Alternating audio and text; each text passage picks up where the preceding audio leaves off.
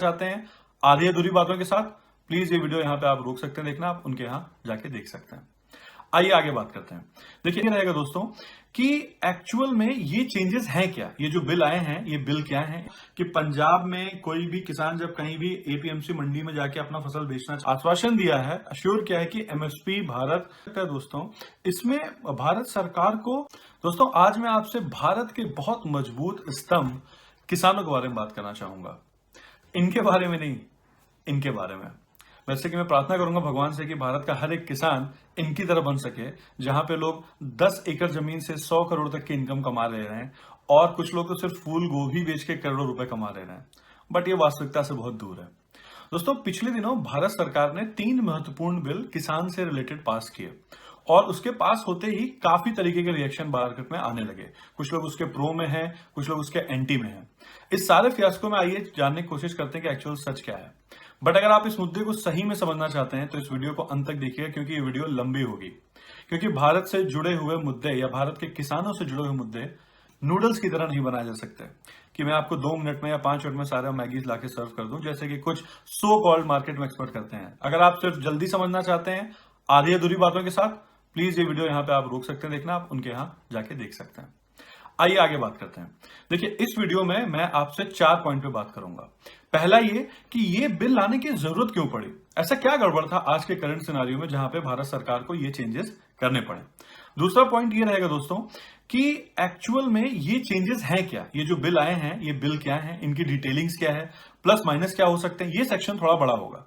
तीसरा हम लोग बात करेंगे दोस्तों कि क्या झूठ फैलाया जा रहा है और क्या एक्चुअल में सच है, मिथ्स एंड रियलिटी। चौथा हम लोग बात करेंगे दोस्तों कि इस बिल को और भारत सरकार शायद कैसे अच्छा बना सकती है या क्या करना चाहिए उसको जिससे कि ये और अच्छे से सही चीजें आए या इंप्रूव की जा सके, अगर कुछ इंप्रूव करने की जरूरत है। क्योंकि मेरा ये मानना है दोस्तों कि जब आप कोई भी चीज एनालिसिस करते हैं तो उसमें प्लस और माइनस दोनों देखना चाहिए, ना कि केवल सिर्फ प्लस को रिप्रेजेंट करें या सिर्फ माइनस को रिप्रेजेंट करें। ओके, आइए आगे बात करते हैं दोस्तों। अगर आपने इस चैनल को अभी तक सब्सक्राइब नहीं किया है तो प्लीज करिए। आपका सब्सक्राइब, लाइक हम लोगों को बहुत मोटिवेट करता है और भी अच्छा काम करने के लिए। दोस्तों आइए आप समझते हैं कि ये बिल लाने की जरूरत क्यों पड़ी।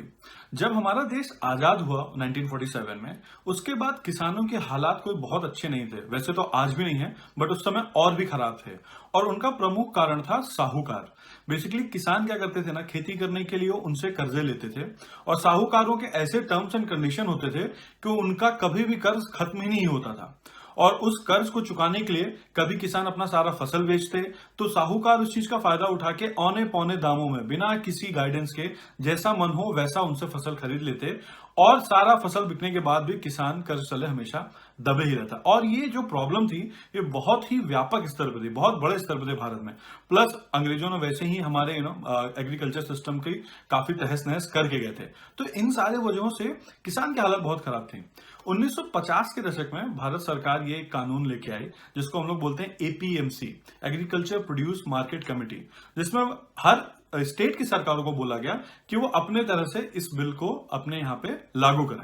इसके तहत हर राज्य सरकारें अपने यहाँ एक मंडी बना सकती हैं और रजिस्टर्ड लाइसेंस होल्डर रख सकते हैं, जिनको इंग्लिश में कमीशन एजेंट और हिंदी में अड़तिया बोलते हैं, जो कि किसानों की मदद करेंगे वो फसल बेचने में। और ये भी कहा कि जिस राज्य के जो किसान हैं वो फसल जो है अपने ही यहाँ पे अपने ही राज्य में बेचें। पर्पस ये था कि किसानों की सहायता हो और इससे किसानों की फसल अच्छे से बिके। जो कमीशन एजेंट, जो अड़तिया थे, वो एक बिचौलिए का काम करें जहां पे किसानों का फसल लेके वो व्यापारियों को बेच सकें ताकि किसानों को भी अच्छी इनकम हो सके। ये एम था इस कानून का।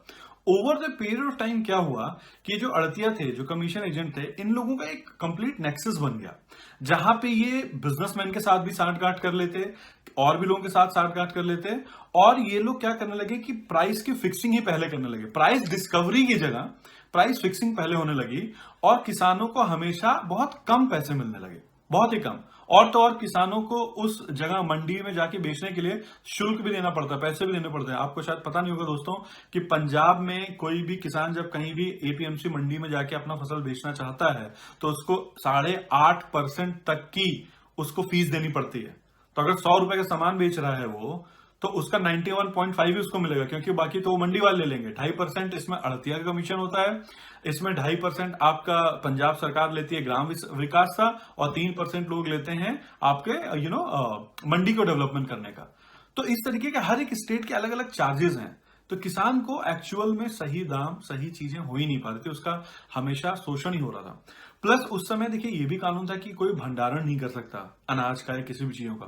तो इससे क्या होता कि फल, सारी चीजें जो सड़ने वाली चीजें थे, अनाज आप लोग भी इसे न्यूज में पढ़ते होंगे कि कितने कितने सड़ जाते हैं, क्योंकि ये कानून के अगेंस्ट है भंडारण करने के लिए।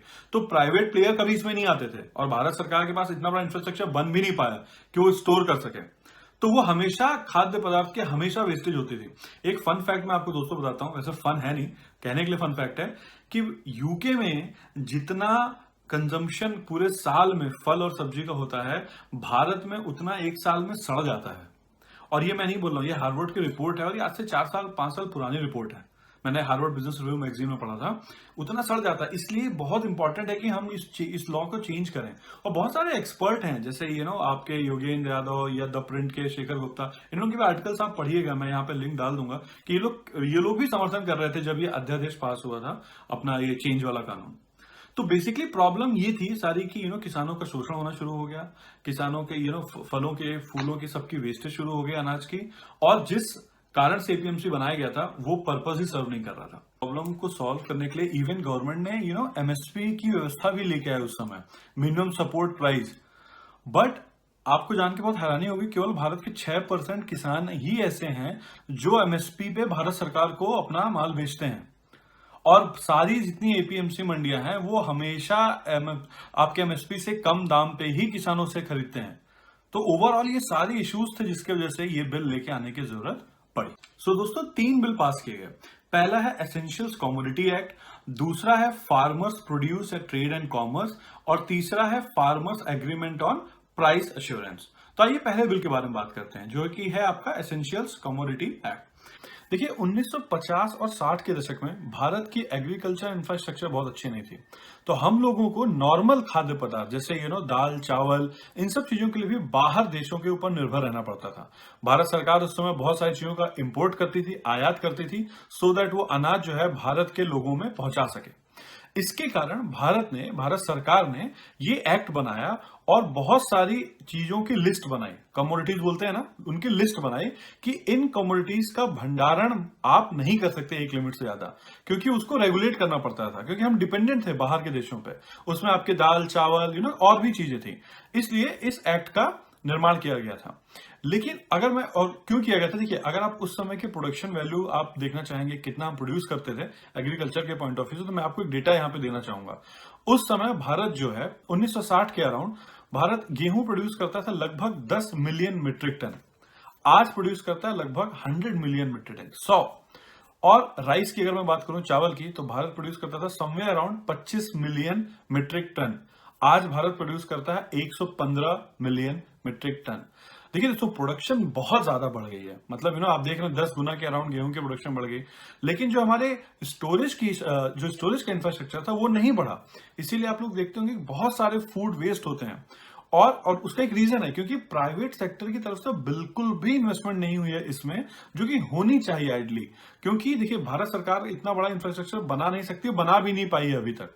जैसे ये बिल आया जहां पे गवर्नमेंट ने ये बोला कि इस बिल के तहत अब जो है भारत सरकार कोई भी भंडारण वाला ये कानून तब लेके आएगी, या ये एसेंशियल कमोडिटी एक्ट तब एप्लीकेबल होगा जब या तो वॉर की सिचुएशन हो या इमरजेंसी सिचुएशन हो, तभी इसको रेगुलेट किया जाएगा इसके स्टॉक को, अदरवाइज नहीं। अब इसमें लोगों का ये कहना है कि अगर ऐसा होगा तो फिर ये तो जो बड़े बड़े प्लेयर्स हैं वो होल्ड कर लेंगे, और उसके बाद पूरा रेट अपने हिसाब से मैनिपुलेट कर देंगे, और आपको ज्यादा प्राइस देनी पड़ेगी हर चीज की। बट ऐसा नहीं है।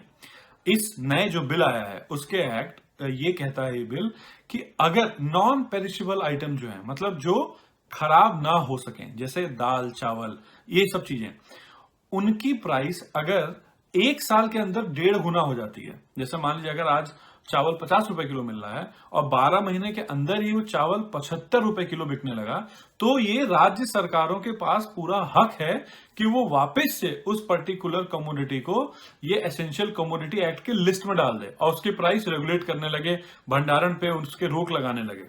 ये कितना अच्छा इन लोग गवर्नमेंट को फैसिलिटी दिया है यहाँ पे, स्टेट गवर्नमेंट्स को।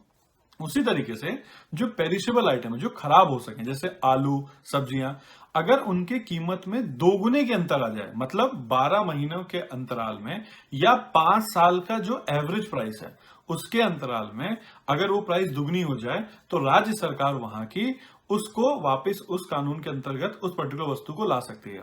एग्जाम्पल तो आप समझिए, जैसे मान लीजिए अगर आलू आज आपका 20 रुपए किलो बिक रहा है, 12 महीने के अंदर ही अगर ये आलू 40 रुपए किलो बिकने लगा, तो राज्य सरकार के पास अधिकार होगा कि वो इस लिस्ट को मॉनिटर कर, इस पर्टिकुलर आलू को वो वापस से एसेंशियल कमोडिटी लिस्ट में डाल दे और इसके प्राइस को मैनेज करेगी, अब भंडारण पे रोक लगा के, स्टॉक पे रोक लगा के। तो ऐसा नहीं कि आप इलीगल कोई भी होर्डिंग कर सकते हो, इस पे राज्य सरकार को अच्छे से मॉनिटरिंग करनी हुई होगी, और जब भी प्राइस ऐसी हो तो उसको रेगुलेट करना चाहिए। तो ये था हमारा ईसीए के बारे में, जो कि पहला बिल था। आइए अब बात करते हैं दूसरा। दोस्तों, दूसरा बिल है farmer produce trade and commerce. देखिए, बेसिकली आज के टाइम में जैसा हम सभी जानते हैं, अगर किसानों को कुछ भी बेचना है बड़ी मात्रा में, तो वो जो है एपीएमसी मंडियों के थ्रू ही जाते हैं, वहीं से आप बेच सकते हैं। और इससे क्या होता था कि जो आपके बाजार का जो दायरा था एक किसान के लिए, वो राज्य भर का ही है। और नॉर्मली तो ये बताऊं, वो उस डिस्ट्रिक्ट या उसके गांव के आसपास जो मंडियां होती है वहीं पे जाके बेचता है, उससे दूर जाता भी नहीं, क्योंकि लिमिटेशंस है। लेकिन इस कानून के आने के बाद एक किसान के पास ये पूरा भारत एक मार्केट बन सकता है।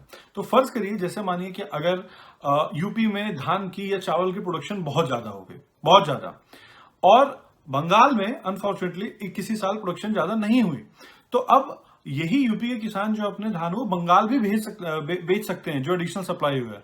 जबकि अगर ये कानून नहीं आया होता जो अभी आया है, तो यूपी वालों किसानों को आपको सारा धान वहीं बेचना होता, यूपी में ही। तो जहां पे प्रोडक्शन अच्छा हुआ, जो कि एक अच्छी बात है, बट किसानों को उसकी नेगेटिव कॉस्ट चुकानी पड़ेगी, क्योंकि प्रोडक्शन ज्यादा हो गया तो आपको कम दाम में बेचना पड़ेगा। ये बहुत बड़ी आयरनी है कि अच्छा काम करते हुए भी आपको उसका उचित दाम नहीं मिले। बट जब ये कानून पास हो गया जो अभी आया है, तो पूरा भारत ही किसी किसान के लिए मार्केट है, और वो कहीं भी जाके अपना सामान बेच सकता है। तो ये एक बहुत अच्छा कॉम्पिटिशन लाने के लिए किया गया मार्केट में, अच्छी अपॉर्चुनिटी देने के लिए ये काम की गई है। तो मेरे ख्याल से तो इसका इस्तेमाल अच्छे तरीके से किया जा सकता है। आइए अब बात करते हैं तीसरे बिल के बारे में। तीसरा बिल है आपका farmers agreement on price assurance. देखिए, ये बेसिकली क्या है, ये है आपका कॉन्ट्रैक्ट फार्मिंग के तहत। आज के टाइम में क्या होता है दोस्तों, कॉन्ट्रैक्ट फार्मिंग की कोई भी जगह भारत के उसमें नहीं है, रेगुलेटरी उसमें नहीं है। तो अभी जैसे मान लीजिए कि कोई आलू बेच रहा है या कोई कुछ भी सब्जी लगा रहा है, उसकी प्रोडक्शन काफी अच्छे से हुई। अब जैसे मैंने अभी बताया धान की एग्जाम्पल, जब काफी अच्छे से हुई तब तो उसको प्राइस कम करनी पड़ेगी। कई बार जितना एक किसान उस सब्जी या उस पर्टिकुलर अनाज को लगाने के लिए पैसा लगाता है, उससे कम उसको बेचना पड़ता है। आप लोगों ने पक्का ऐसे किस्से सुने होंगे जहां पे किसान मंडी में जाके अपना बस पूरा टमाटर और प्याज और आलू जमीन पर रख के अपना बोरा लेके चले जाते थे, क्योंकि उस बोरे की कॉस्ट ज्यादा महंगा होता था उन बोरे के अंदर जो सामान है उससे। तो ये कितनी बड़ी विडंबना थी। इससे क्या होगा इस कॉन्ट्रैक्ट फार्मिंग से दोस्तों, कि एक गारंटीड प्राइस पे कोई भी किसान जो है किसी भी कंपनी के साथ या किसी भी प्लेयर के साथ कॉन्ट्रैक्ट साइन ऑन कर लेगा कि नो मैटर व्हाट, मेरी प्रोडक्शन चाहे 200 किलो हो या 300 किलो हो, अगर मैं तुमसे 30 रुपए किलो में कॉन्ट्रैक्ट कर रहा हूं तो तुम मुझसे आलू 30 रुपए किलो में ही खरीदोगे। अगर कम होगा तो भी तुम 30 रुपए में ही खरीदोगे, बट मेरा प्राइस एक सिक्योर हो गया। तो इससे बहुत अच्छी अश्योरेंस मिलती है किसानों के इनकम के लिए, कॉन्ट्रैक्ट फार्मिंग के लिए। सो मेरे ख्याल से वंस अगेन ये बिल बहुत अच्छा है, और इसको अगर किसान ढंग से इसको थोड़ा सा एजुकेशन और दी जाए, हम लोग बात करेंगे क्या अच्छा किया जा सकता है, आगे नेगोशिएशन किया जाए तो ये किसानों के लिए बहुत अच्छा हो सकता है। तो ये था दोस्तों तीसरा बिल। तो ये तो हमारे 3 बिल थे कि क्यों आए, कैसे गए, क्या डिफरेंट तरीके किस किस सेक्शन में ये इंपैक्ट कर रहा है। पहला एसेंशियल कमोडिटी एक्ट, जिसमें आप इंपॉर्टेंट कमोडिटीज को कम ज्यादा कर सकते हो लिस्ट में। दूसरा आपका जहां पे ओपन मार्केट किया आपने, कोई भी किसान कहीं भी सामान बेच सकता है। और तीसरा आप कॉन्ट्रैक्ट फार्मिंग कर सकते हो अपनी प्राइस एश्योरेंस के लिए। अब दोस्तों बात करते हैं कि इन तीनों बिल को लेके मार्केट में या बाजार में क्या झूठ फैलाए जा रहे हैं और एक्चुअल में क्या सच है। पहला जो झूठ ये फैला हुआ है मार्केट में कि भारत सरकार एमएसपी खत्म करके किसानों को सपोर्ट करना बंद करना चाहती है। देखिए, एमएसपी जैसे मैंने बताया, मिनिमम सपोर्ट प्राइस वो ये होता है जिस दाम पे सरकार जो है किसानों से अनाज खरीदती है, और ये दाम आपके एपीएमसी मंडियों में जहां पे नॉर्मली किसान जाके बेचते हैं सामान, उनसे हमेशा ज्यादा ही होता है। अनफॉर्चुनेटली दोस्तों, भारत में केवल 6% किसान ही एमएसपी पे जाके सामान बेचते हैं सरकार को, और बाकी सारे के सारे एपीएमसी में ही जाके बेचते हैं। और एपीएमसी वाले हमेशा आपका जो किसान को जो उसकी प्राइस देते हैं वो हमेशा एमएसपी से कम ही होती है। आप यहाँ पे देख सकते हैं दोस्तों कि पिछले 6 सालों में कैसे एमएसपी इंक्रीज की है इंडियन गवर्नमेंट ने, और पहले उसकी क्या स्थिति थी और अभी क्या स्थिति थी। और इंडियन गवर्नमेंट की तरफ से इंक्लूडिंग प्राइम मिनिस्टर आश्वासन दिया है, अश्योर किया है कि एमएसपी भारत की सरकार खत्म नहीं करेगी और ये आगे भी कंटिन्यू रहेगी। ये है सच्चाई। दूसरा जो एक फैक्ट है वो ये है, एक मिथ है जो फैलाया जा रहा है कि भारत सरकार एपीएमसी मंडी, ये ना, ये जो कमीशन एजेंट्स की जो मंडियां जहां पे आज बेचते हैं सामान जाके किसान, उसको खत्म कर देगी। जबकि इंडियन गवर्नमेंट ये बोल रही है कि इस बिल के तहत वो लोग एक ऑप्शन क्रिएट करना चाहते हैं किसानों के लिए कि वो जहां चाहे वहां माल बेच सकें। वो लोग एपीएमसी मंडी को खत्म नहीं करेंगे, बट ऐसा मिथ फैलाया जा रहा है कि भारत सरकार इसको खत्म करेगी।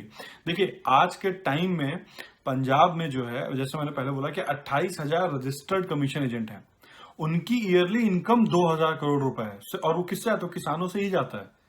और पंजाब सरकार उस पूरे मंडियों से 3,500 करोड़ तक का रेवेन्यू जनरेट करती है। तो ये कहीं भी दूर दूर तक इसको शील्ड करने के लिए कुछ भी ये लोग थोड़ा सा एक रॉन्ग इंफॉर्मेशन मार्केट में फैलाया जा रहा है।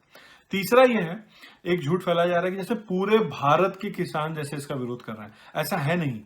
अभी तक जो सबसे ज्यादा विरोध कर रहे हैं वो आपके पंजाब और हरियाणा और थोड़े साउथ में तमिलनाडु साइड के किसान ही विरोध कर रहे हैं। उसका रीजन भी है।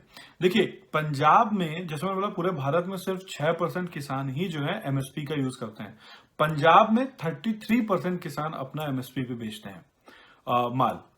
और जैसे मैंने पहले बताया कि जो इतने सारे रजिस्टर्ड अड़तियां हैं और जो गवर्नमेंट उस तरह की इनकम रेवेन्यू जनरेट करती है, प्लस 1.5 साल बाद वहां पे इलेक्शन भी है।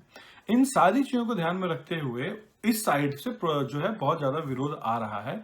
जबकि जैसे महाराष्ट्र में जो शेतकारी संघ है और किसान संघ है, इन लोगों ने एक्चुअली समर्थन किया इस बिल का। तो पूरे भारत में ऐसा नहीं है कि किसान इसका विरोध कर रहे हैं, अभी तक जितनी जानकारी आई है। तो ये एक तीसरा झूठ था। चौथा दोस्त यहाँ पे है कि, और बहुत इंपॉर्टेंट है वो, कि भारत सरकार जो एक्चुअल में फार्मर्स को नहीं, कॉर्पोरेट को मदद करना चाहता है। देखिए, आप इस चीज को समझिए। अभी हमारे जो इकोनॉमिक रिपोर्ट आई थी उसमें ऐसा था कि जो एग्रीकल्चर के ऊपर आई थी उसमें यह था कि भारत में प्राइवेट सेक्टर की जो भागीदारी है एग्रीकल्चर में वो केवल 3 to 6% है। आइडियली ये कम से कम 30% होनी चाहिए। उसका बेनिफिट कैसे होगा? जैसे मैंने पहले तो बताया कि जो है ना, स्टोरेज इंफ्रास्ट्रक्चर में जो हेल्प आएगी वो तो आएगी। दूसरा, आप ये समझिए, जैसे ना आज भारत जो है एग्रीकल्चर के कमोडिटीज एक्सपोर्ट करता है बहुत सारी। राइस हम सब जानते हैं एक्सपोर्ट करता है। लेकिन जो ट्रेडर्स होते हैं ना, ऐसा नहीं है कि ट्रेडर्स को आज आप ऑर्डर दे दोगे और आज ही फुलफिल कर पाएंगे, क्योंकि उनके पास स्टॉक ही नहीं है, क्योंकि स्टॉक ना लगाने के लिए रूल बना हुआ है। तो अगर कोई एक अच्छा एक्सपोर्ट करना चाहता है ना, तो उसके लिए अच्छा स्टोरेज करना पड़ेगा उसको, और उसके लिए ये कानून को मॉडिफाई करना पड़ेगा। आप देखिए, ये सारे बहुत सारे लिंक पे यहाँ है, जैसे कि कितने एक्सपर्ट्स कह चुके हैं कि ये ड्रैकोनियन लॉ था जो एग्रीकल्चर का, जो इसे चेंज होना चाहिए। तो एक्चुअली में ये सिर्फ कॉर्पोरेट को हेल्प नहीं की जा रही, ये किसानों के लिए भी है, क्योंकि किसान खुद डायरेक्टली जाके एक्सपोर्ट इंपोर्ट नहीं करता। आप कर सकते हो अगर आप अपने आप को एज ए ट्रेडर रजिस्टर करो, बट वो किसी न किसी ट्रेडर के थ्रू ही जाता है। बट अगर ट्रेडर ही ढंग से नहीं कर पा रहा तो किसानों को कहां से बेनिफिट वो पास ऑन करेगा? तो ये कुछ मिथ्स थे और कुछ रियल फैक्ट्स है। अब आइए दोस्तों, हम लोग बात करते हैं कि क्या ऐसा किया जा सकता है जिससे कि इस बिल में और मजबूती आए और कॉन्फिडेंस आए किसानों को, जो शायद अभी नहीं दिख रहा है, जैसा कि न्यूज और मार्केट, जैसा न्यूज में रिपोर्ट आ रही है। पहली बात जो मेरे ख्याल से भारत सरकार ही कर सकती है कि वो अपना कम्युनिकेशन को और स्ट्रांग करे किसानों के बीच में।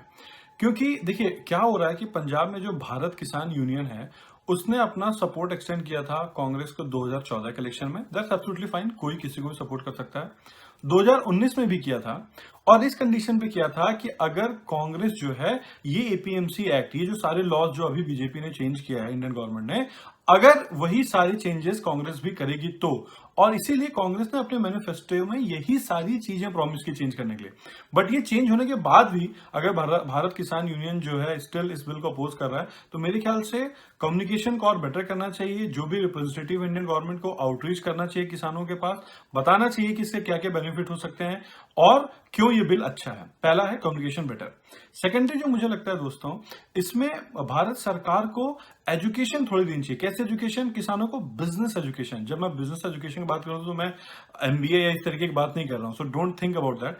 मेरे कहने मतलब ये है कि देखिए, जब आप कॉन्ट्रैक्ट फार्मिंग लॉ की बात कर रहे हो और चीजों की बात कर रहे हो, आप कैसे भी करके, जैसे अभी हमारे नेशनल टेलीविजन पे ना कृषि दर्शन और इस तरीके की चीजें चलती हैं, तो उसको मॉडिफाई करके आप थोड़ा सा और अच्छे से किसानों को बताइए कि वो टर्म्स कंडीशन के बारे में कैसे सोचें, जब वो कॉर्पोरेट से अगर डीलिंग कर रहे हैं तो कैसे कर सकते हैं, या कोई एक फ्रेमवर्क प्रोवाइड करें जिससे किसानों को कॉर्पोरेट के साथ डील करने में और आसानी हो, जहां पे दो लोग एक प्लेटफॉर्म पे अच्छे से आ सकें। तो ये एजुकेशन जरूर होनी चाहिए मेरे ख्याल से। तीसरा एक और इंपॉर्टेंट पॉइंट है, मुझे ये नहीं पता कि पॉइंट कितना इकोनॉमिकली फीजिबल है या बिजनेस के पॉइंट ऑफ व्यू से, बट मुझे जो लगता है कर सकते हैं कि अगर गवर्नमेंट ये कहीं से इंश्योर कराए कि जो कॉर्पोरेट सामान बाई करेगा हमारे किसानों से, वो मिनिमम एटलीस्ट एमएसपी पे तो बाई करे ही। अगर ये पॉसिबल है तो ये जरूर करना चाहिए, उससे बहुत ज्यादा अश्योरेंस मिलेगी किसानों को, और ये बहुत ही अच्छा पॉइंट होगा, बहुत ही अच्छी स्टेप हो गया अगर ऐसा ये भारत सरकार कर सकती। चौथा पॉइंट है दोस्तों कि देखिए, लीगल डिस्प्यूट अगर होता है उसको कैसे हैंडल करें। अभी क्या होता था ना, किसी भी लीगल डिस्प्यूट में किसान कोर्ट में जाके रिजॉल्व कर सकते थे या केस लड़ सकते थे और फिर वहां पे रेजोल्यूशन हो सकता था। अभी सरकार क्या बोल रही है कि कोई एक सरकारी अधिकारी, कोई एक नहीं, एक सरकारी अधिकारी के थ्रू ही ये लीगल डिस्प्यूट आप हैंडल करिए। ये थोड़ा सा लोगों के मन में डाउट क्रिएट कर रहा है, क्योंकि सरकारी अधिकारियों पे कुछ लोगों को ट्रस्ट है, कुछ को नहीं है। तो मेरे ख्याल से इसको और रिफाइन करना चाहिए, जहां पे लीगल डिस्प्यूट के लिए आप अगेन कोई भी कोर्ट का दरवाजा खटखटा सके अगर करना चाहे तो, या कोई और नया फ्रेमवर्क लेके आइए। कुल मिला जुला के अगर ये संतुष्ट नहीं है इस फ्रेमवर्क से लीगल डिस्प्यूट के लिए हमारे किसान, तो उसको चेंज करना चाहिए। तो दोस्तों आज के लिए इतना ही। आई होप कि देखिए, ये मैं कुछ इन्फॉर्मेशन आपको दे पाया हूं, ये बहुत बड़ी चीज है, बहुत बड़ा बिल है, इतने छोटे वीडियो में सब कुछ बनाना पॉसिबल नहीं होता। बट फिर भी अगर आपका कोई क्वेश्चन है या कोई डाउट है तो प्लीज फील फ्री, आप उस मेरे को कमेंट में लिख के डालिए, मैं डेफिनेटली उसका आंसर करने की कोशिश करूंगा। और दोस्तों अगर अभी तक इस चैनल को लाइक और सब्सक्राइब नहीं किया तो प्लीज करिए, अलर्ट के लिए बेल आइकन में प्रेस करिए, सो दैट जब भी मैं कोई ऐसी वीडियो डालूं तो आपको उसके बारे में तुरंत पता चल जाए। थैंक यू दोस्तों, टेक केयर।